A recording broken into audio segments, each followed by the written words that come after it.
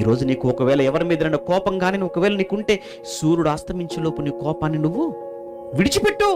కోపంతో వెళుతున్నావా పడక మీదకి? కోపంతో వెళుతున్నావా నిద్రలోనికి? కోపంతోనే గడిపేస్తున్నావా?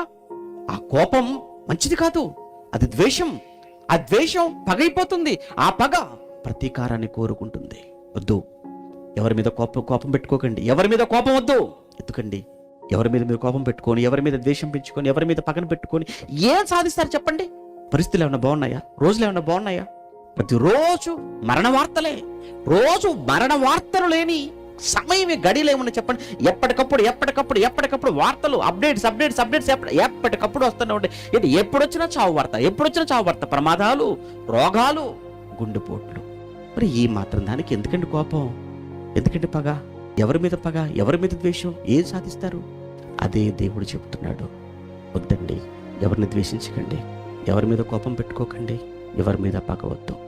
క్రైస్తవుడంటే ప్రేమ కలిగిన వాడు, ప్రేమించటం తప్ప పగ తెలియనివాడు.